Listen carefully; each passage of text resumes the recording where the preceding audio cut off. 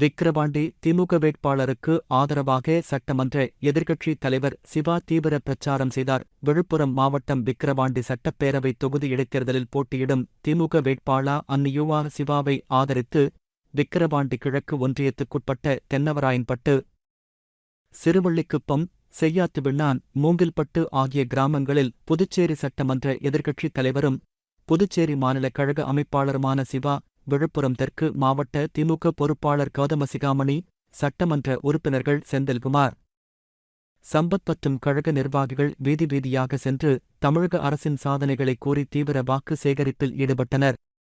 பிரச்சாரத்தின் போது பொதுமக்கள் ஆரத்தி எடுத்து உற்சாக வரவேற்பு அளித்தனர்.